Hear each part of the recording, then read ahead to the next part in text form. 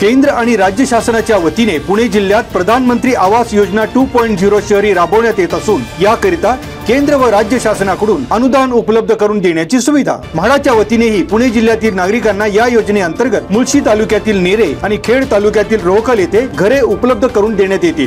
जिल्हाधिकारी कार्यालयात पुणे गृहनिर्माण आणि क्षेत्र विकास मंडळ अर्थात म्हाडाच्या प्रलंबित विषयाबाबत आयोजित बैठकीत म्हाडाचे सभापती शिवाजीराव आढळराव पाटील यांची माहिती। म्हाडाने रोहकल आणि नरे येथे प्रस्तावित प्रधानमंत्री आवास योजनेतील नागरिकांना रस्ते, पाणी आदी पायाभूत सुविधांसह अन्य सामाजिक सुविधा उपलब्ध होतील अशा रीतीने प्रकल्प आराखडा तयार करावा। गृहनिर्माण प्रकल्पाबाबत जागेचे सर्वेक्षण करावे। जिल्हा प्रशासनाच्या वतीने अशा सुविधांसाठी जागा आणि निधीची उपलब्धता करून देण्यात येईल। जिल्हाधिकारी जितेंद्र डुडी यांनी केले स्पष्ट।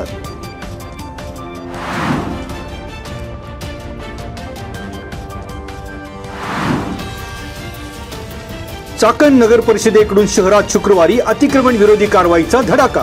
जुना पुणे नाशिक हायवे, माणिक चौक, तळेगाव शिक्रापूर रोड, महात्मा फुले चौक, बस स्टँड परिसर, मच्छी मार्केट आदी ठिकाणी चाकण नगर परिषदेच्या अतिक्रमण विभागामार्फत अतिक्रमण निर्मूलन मोहिमेअंतर्गत धडक कारवाई।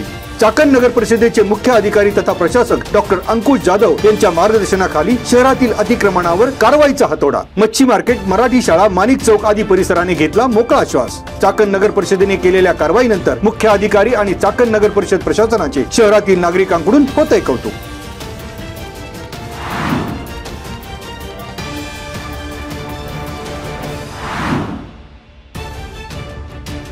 पिंपरी चिंचवड प्रादेशिक परिवहन कार्यालयाच्या वतीने ऑक्टोबर महिन्यातील पक्का वाहन परवान्याबाबत शिबिर दौऱ्याचा कार्यक्रम जाहीर।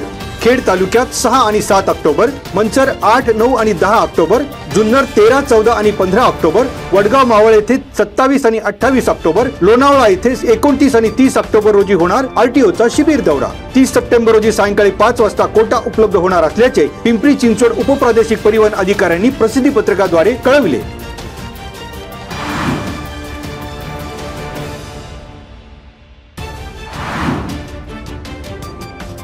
भारतीय जनता पक्षाची उत्तर पुणे जिल्हा कार्यकारिणी जाहीर। जिल्हा सरचिटणीसपदी प्रिया नारायणराव पवार, उपाध्यक्ष म्हणून संदीप सोमवंशी आणि शांताराम भोसले यांच्याकडे जबाबदारी। किरण येळवंडे आणि अभय काळे यांची सचिव म्हणून निवड, तर अनुसूचित जाती मोर्चाच्या अध्यक्षपदी निलेश गोतारणे यांना संधी।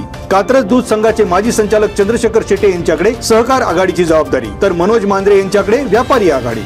शिक्षक आघाडीसाठी राजू पानमन आणि सांस्कृतिक आघाडीचा कारभार गजानन सोनवणे यांच्याकडे। नव्या पदाधिकाऱ्यांची घोषणा जिल्हा अध्यक्ष प्रदीप कंद यांच्या स्वाक्षरीच्या पत्राद्वारे जाहीर।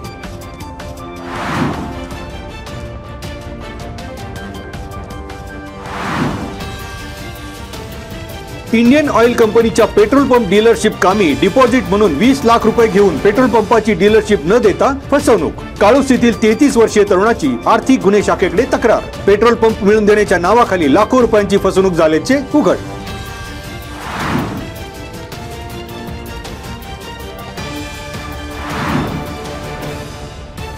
मुख्यमंत्री देवेंद्र फडणवीस यांनी शुक्रवारी घेतली पंतप्रधान नरेंद्र मोदी यांची भेट। महाराष्ट्रातील पूरग्रस्तांसाठी मागितली केंद्राकडून मदत। निवेदन सादर। गडचिरोली पोलाद सिटी 3 संरक्षण कॉरिडॉर्स, दहिसर जागेचे हस्तांतरण यावरही सकारात्मक चर्चा।